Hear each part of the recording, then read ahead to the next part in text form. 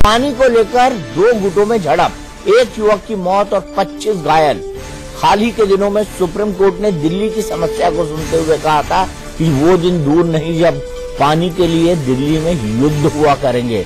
और आज एक युद्ध देख रहे हैं जो औरंगाबाद में हुआ है पानी को लेकर। गर्मियां शुरू हो चुकी हैं और पानी को लेकर 2 गुटों में ऐसा झगड़ा हुआ कि एक व्यक्ति की जान चली गई। अभिषेक शर्मा हमारे सहयोगी फोन लाइन पर है। अभिषेक, क्या अपडेट मिल रही है, कैसे शुरू हुआ ये झगड़ा?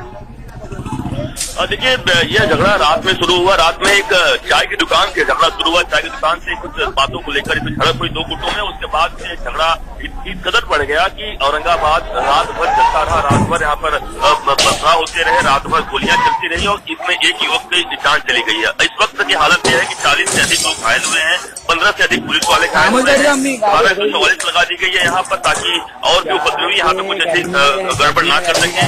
हालत इस वक्त की अगर बात करें तो शांतिपूर्ण है, लेकिन तनावपूर्ण जरूर बना हुआ है। पूरी तरह से यह रात भर यह पूरा उपद्रव चलता रहा औरंगाबाद में। लेकिन इस पूरे मामले पर जाहिर राजनीति भी की जा रही है। असदुद्दीन ओवैसी जो है उन्होंने भी ट्वीट किया है कि एक आदमी की मौत हुई, तो कहीं राजनीति भी इससे चरम पर आ चुकी है। लेकिन सबसे बड़ी बात यह है कि रात भर अगर पुलिस शायद सही समय पर और अगर कुछ उपाय करती तो यह बड़ा घटना नहीं होती। लेकिन जरूर 40 दुकानों को फूंक दिया गया है, 40 गाड़ियों को फूंक दिया गया है। तो ऐसे तमाम बड़ी घटनाएं रात भर औरंगाबाद में चलती रही है। तो मुझे बताइए, ये झगड़ा पानी को लेकर था? देखिए, जो अब तक प्राथमिक जानकारी आ रही है इसमें कि पानी को लेकर ही बताया जा रहा है, लेकिन इसमें अन्य और भी जानकारियां सामने आ रही है। क्योंकि शुरुआत एक चाय की दुकान से हुई। रात में चाय की दुकान पर 2 गुटों में आपस में झड़प हुआ और वह झड़प इस कदर बढ़ गया कि रात भर व्हाट्सएप पर, फोन पर तमाम लोगों को कॉल्स किए गए। लेकिन पुलिस अभी प्राथमिक तौर पर जो सूत्र बता रहे हैं कि पानी को लेकर ही, चूंकि विवाद चल रहा था, पानी को ही इश्यू बनाया गया है, इसको लेकर ही यह झगड़ा हुआ है। लेकिन पुलिस अभी आधिकारिक रूप से यह भी नहीं बता पाई है कि पानी ही मेन मुद्दा है झगड़े का। अखिलेश, ये बताइए, अभिषेक ये बताइए कि आपने जो बात कही उसमें कहीं ये पुट निकल कर आता है कि दोनों में 2 समाज की रंजिश का कोई मामला है? बिल्कुल, देखिए यह भी हो सकता है, लेकिन इसमें जरूर जो सूत्र बता रहे हैं पानी ही जो चाय की दुकान से झगड़ा जो शुरू हुआ वो पानी का ही इश्यू वहाँ पे चल रहा था और तमाम ऐसे और भी आपत्तिजनक टिप्पणियां हुई।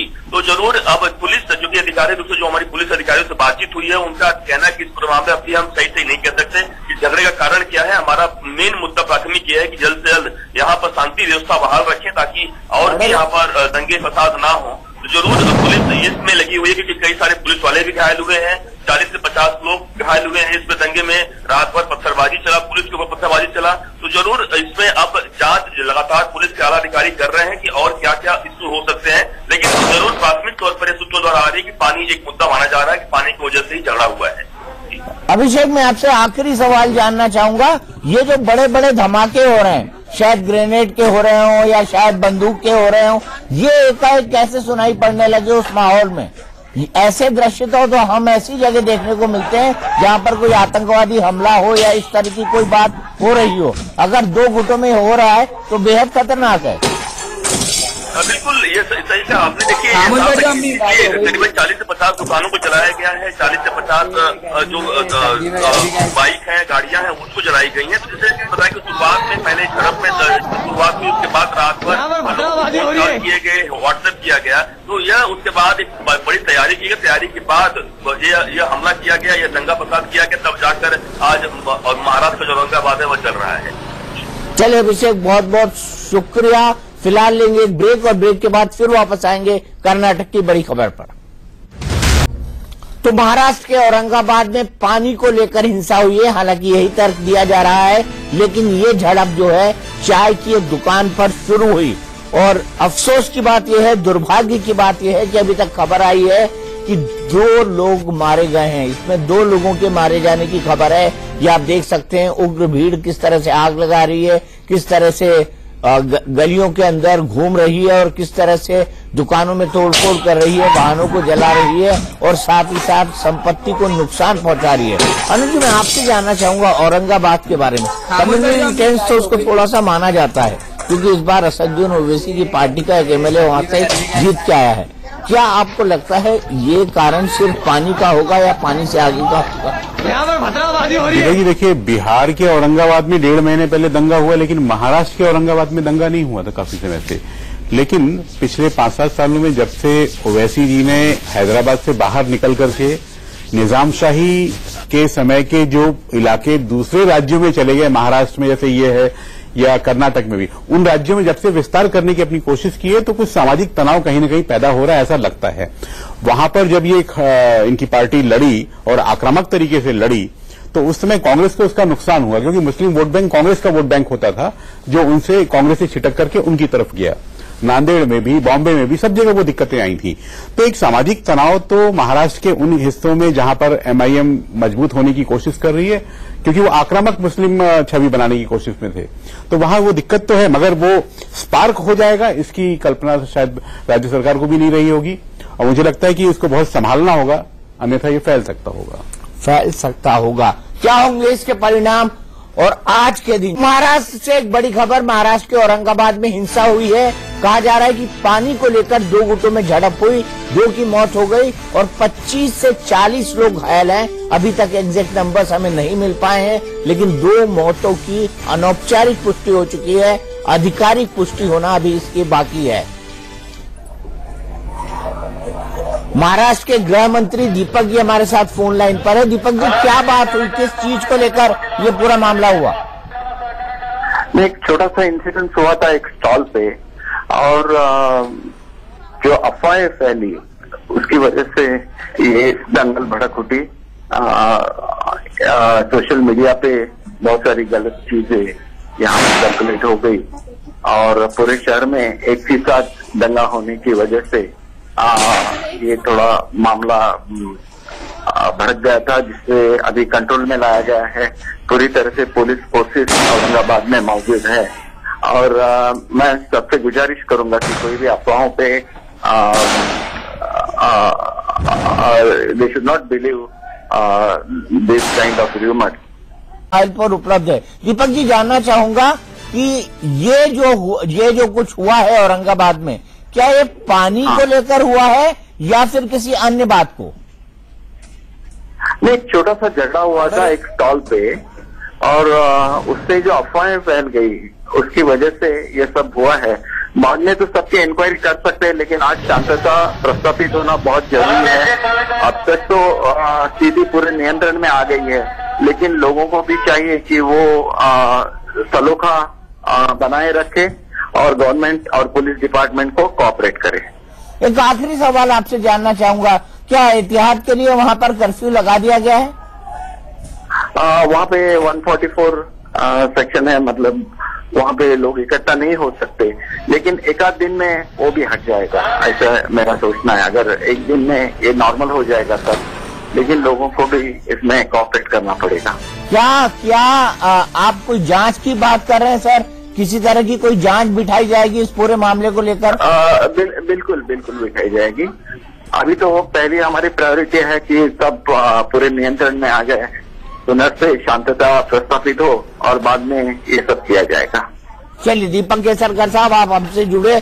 हम भी जनता से अपील करते हैं कि अफवाहों के अंदर ना आए। आपके पास एक यंत्र है, मोबाइल फोन, उसके अंदर दुनिया भर की सारी सूचनाएं आपको मिल जाएंगी। जी प्रदीप जी, मैं आपके पास आना चाहूंगा। क्या कारण है कि मथुरा के एक इलाके में एएमयू में जिन्ना यूनिवर्सिटी की एक तस्वीर एकाएक आ जाती है, कई सालों से लगी है, उसके बाद एकाएक सांसद सतीश गौतम लेटर लिख देते हैं। क्या कारण है कि इस ढंग के इंसिडेंट एक राइज पर है? भले से छोटे मोटे हो, भले से अलग अलग पॉकेट में हो, पर पूरे देश में हो रहे हैं।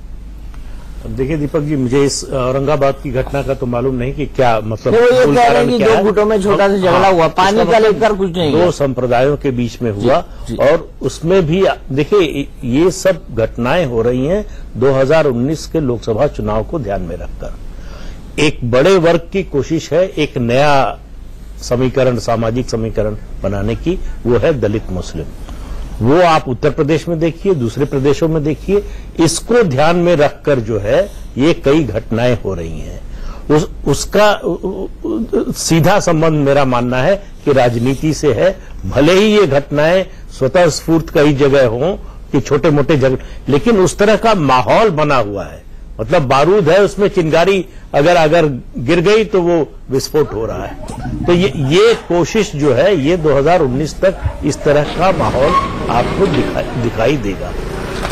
आपको इसमें कॉन्ट्रडिक्शन नहीं लगता कि हम सामने तो कुछ बात करते हैं कि दंगा फ्री जो है प्रशासन हम रखेंगे इतने साल तक, इतने साल तक, इतने साल तक, लेकिन उसके बैक में सब कुछ ये चलता रहता है? बिल्कुल, देखिए राजनीतिक दल हो चाहे व्यक्तिगत रूप से हम लोग हों, जो सार्वजनिक रूप से बोलते हैं वो निजी रूप में नहीं बोलते, जो निजी तौर पर जो बातें कहते हैं वो सार्वजनिक रूप से नहीं बोलते। तो एक ये इस तरह का दोहरा मापदंड कह लीजिए या चरित्र दोहरा कहिए, वो है हम लोगों में कि जब सार्वजनिक रूप से बोलते हैं तो जिसको कहते हैं पॉलिटिकली करेक्ट होना, कि अच्छा लगे, सबको अच्छी बातें करनी चाहिए, मिलजुल कर रहना चाहिए। लेकिन टेस्ट तो तब होता है जब संकट आता है, जब संघर्ष की स्थिति होती है।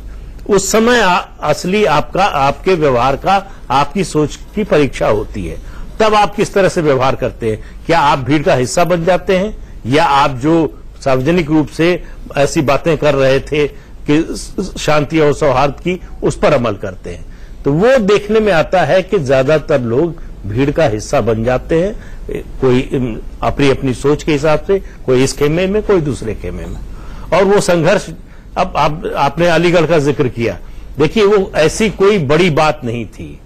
अगर जिन्ना की फोटो हटाने की मांग एक सांसद ने की तो हटाया जा सकता था, या उसके बने रहने का तर्क दिया जा सकता। मेरी बात टाइमिंग पर है। हाँ, टाइमिंग पर है और उस पर रिएक्शन पर, दोनों है कि किस समय कहा गया और उस पर रिएक्शन किस तरह का आया।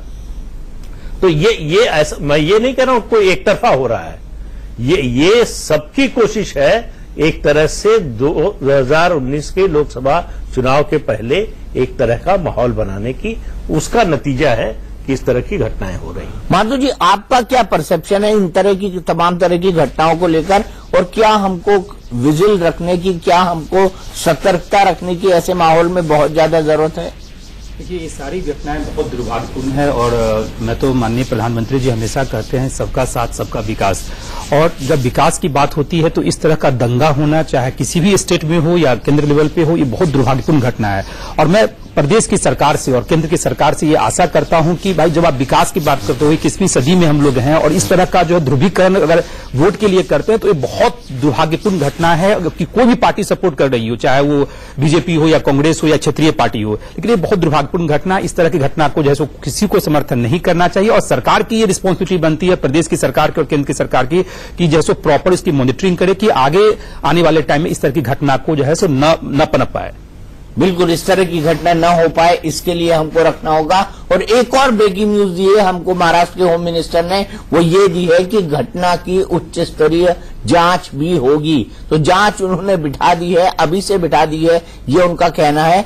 जैसे ही वहां पर शांति हो, वहां पर घटना की जांच शुरू हो जाएगी। सीधे चलते हैं हमारे सहयोगी अभिषेक के पास। अभिषेक इस वक्त हमारे साथ जुड़े हुए हैं मुंबई से। अभिषेक, मैं आपसे ये जानना चाहूंगा कि अब क्या जानकारी आ गई है? क्या वहां पर ये जो उपद्रव चल रहा था ये पूरी तरह से कंट्रोल में आ गया है? क्या चीजें कंट्रोल में है? क्या पुलिस डिप्लॉयड हो चुकी है? क्या एक्स्ट्रा पुलिस फोर्सेस की अगर मदद थी उनको बुला लिया गया है?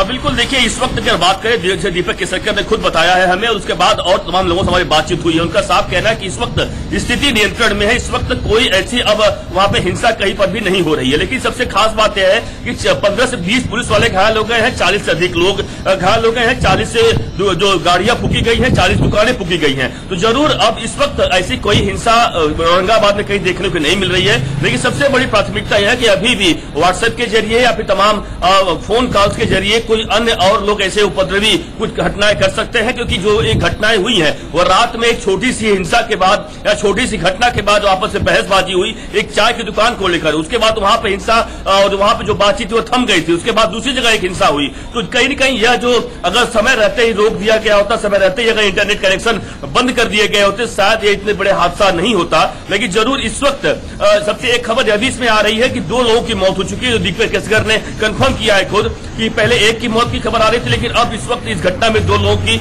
मौत हो गई है। अभी भी हालांकि सरकार की तरफ से या फिर पुलिस की तरफ से यह साफ साफ नहीं कहा जा रहा कि आखिरकार घटना की वजह क्या मुख्य रही है, किस बात को लेकर झगड़ा हुआ है, कहा यह भी जा रहा है पानी को लेकर हुआ है या फिर आपसी तमाम कुछ 2 गुटों का विवाद को लेकर हुआ है। लेकिन पुलिस लगातार इस पर मामले जांच पड़ताल कर रही है। जरूर एक्स्ट्रा पुलिस को बुला लिया गया है ताकि और भी हिंसा यहां पर ना हो। तमाम सीआरपीएफ के जवान, एक्स्ट्रा जो फोर्स होती है वह जरूर बुला ली गई है। पूरे जो एरिया है वह 44 धारा चालू लगा दी गई है ताकि 4 से अधिक लोग एक जगह वहां पे मौजूद ना रहें। तो जरूर इस वक्त स्थिति नियंत्रण में रख दी गई है ताकि कोई गड़बड़ी ना हो, लेकिन स्थिति तनावपूर्ण बना हुआ है क्योंकि कभी भी वापस ऐसे गड़बड़ियां हो सकती हैं, इसलिए पुलिस मुस्तैद है इस वक्त यहाँ पे देखने को मिल रहा है। दीपक केसरकर ने हमें एक बात साफ कही अभिषेक, और उनका कहना यह था कि हमने 144 लगाई है और ये 2 गुटों के बीच का झगड़ा है। उन्होंने पानी के शब्द का इस्तेमाल कहीं नहीं किया, तो हम ये मानकर चले कि ये पानी से इतर मामला है, क्योंकि रात में 11 बजे पानी को लेकर झगड़ा शुरू हो जाए ये कुछ गले नहीं उतरता।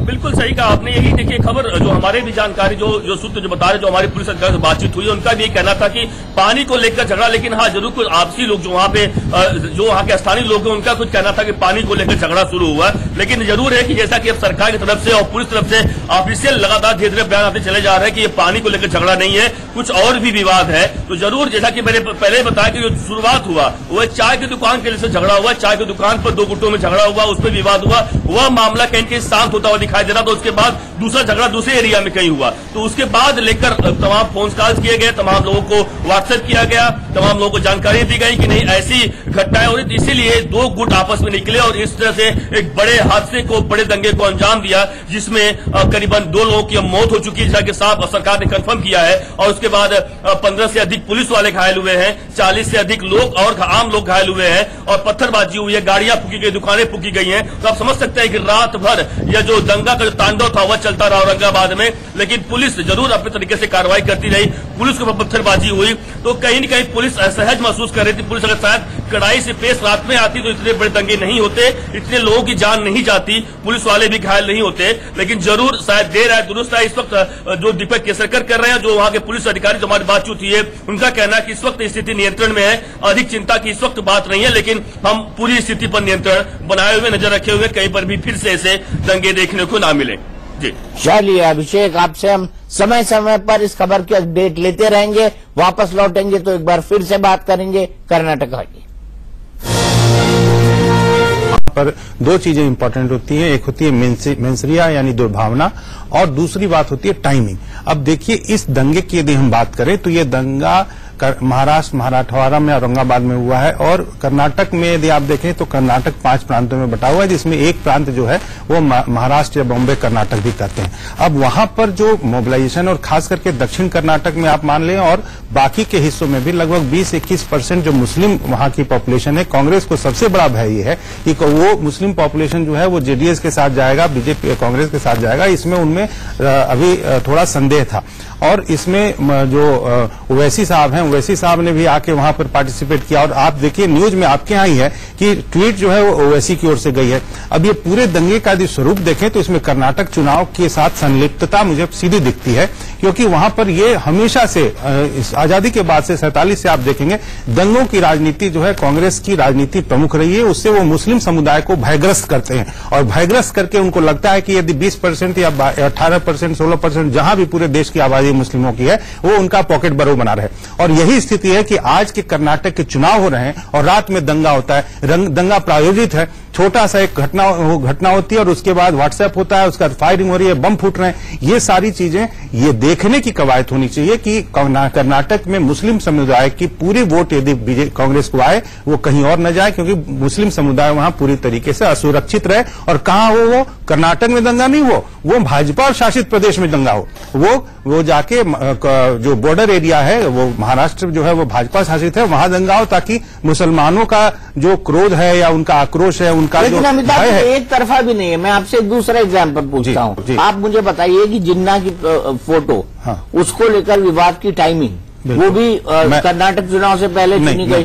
कर्नाटक चुनाव से ठीक पहले सतीश गौतम चिट्ठी लिखते हैं। कैराना लोकसभा उपचुनाव से देखिए, नहीं कैराना से तो आई है, मैं एक लार्जर पर्सपेक्टिव में देखिए, और लार्जर पर्सपेक्टिव में देख रहा हूँ। दीपक जी, बहुत सम्मान से मैं कहना चाहता हूं कि जो एक दंगा होता है और जिन्ना की तस्वीर जो एक राष्ट्रीय खलनायक की बात है, वो जब भी किसी के चिंता में आए, किसी के संज्ञान में आए, यदि वो उसके बात करता है, उसमें टाइमिंग आप बेशक देख सकते हैं, आप देखिए, लेकिन टाइमिंग के बाद भी यदि जिन्ना के प्रकरण 1938 से लगी है, मालूम है, मैं गलत नहीं। अरे जिन्ना के जन्म से लगी हो। मैं कह रहा हूं कि जिस दिन वो संज्ञान में आया उस दिन चिट्ठी लिखी। और दूसरी बात सबसे इंपॉर्टेंट क्या है, संज्ञान में नहीं मान लिया, और बिल्कुल मान लिया मैं लिटरेट हूं, लेकिन यदि मैंने कहा यदि जिन्ना के तस्वीर पे इतनी राजनीति, इतना अपनापन, इतना प्यार, तो यह भी स्पष्ट हो जाए कि आप जिन्ना को कितना प्यार करते हैं। मान लिया किसी ने आपत्ति की, क्या आप जिन्ना से इतना, क्या वो आपके पिता हैं, क्या आप जिन्ना को राष्ट्रपिता मानते हो, क्यों उसकी तस्वीर नहीं हटा सकते? मैं तो इतना कहना चाहता हूं। तो पोलराइजेशन है जो नहीं लोग करा रहे हैं, तो यदि मान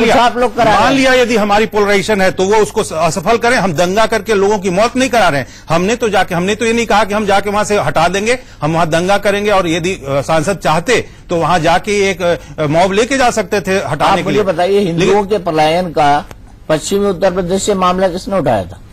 देखिए, मैं पलायन का विषय जो है वो एक फैक्ट विषय है, वहां पर आप जाइए, वहां जाके वहां देखिए कि हिंदुओं को किस तरीके से प्रताड़ित किया गया। और तो मैं आपको बताऊं, व्हाट्सएप पे आजकल चलता है किस तरह से कर्नाटक में और केरल में खुलेआम अल्लाह अकबर का नारा लगा के पत्थरबाजी होती है और हिंदू घरों में। मैं ये सब चीजें बहुत दुर्भाग्यपूर्ण है देश के लिए। लेकिन इसमें एक चीज मैं आपको बताना चाहता हूं कि जिस दिन ये गुजरात में अब दंगे नहीं हुए 2002 के बाद, मैं कहना चाहता हूं कि बिनु भय हूं ही न प्रीति। जब सरकार कहेगी कि दंगाई चाहे कोई भी हो, हमारे लिए वो एक है, न प्रमोशन न डिमोशन, उस दिन दंगे रुकेंगे और देश का विकास मॉडल से फिर चालू होगा। ये दुर्भाग्यजनक है और ये कर्नाटक चुनाव के पर्सपेक्टिव में देखना चाहिए। दीपक जी, आप लोग विद्वान लोग हैं, मैं सिर्फ ये ध्यान दिलाना चाहता हूं। दीपक जी, एक चीज मैं बोलूंगा, जिन्ना का जो मसला है, अगर बीजेपी चाहती, केंद्र में भी बीजेपी की सरकार है, प्रदेश में भी बीजेपी की सरकार है, तो अगर उस जिन्ना का फोटो हटाना था तो एक वहां की स्टेट गवर्नमेंट एक इंस्ट्रक्शन दे सकती थी यूनिवर्सिटी को, या और अपने आप हट नहीं, स्टेट गवर्नमेंट नहीं दे सकती,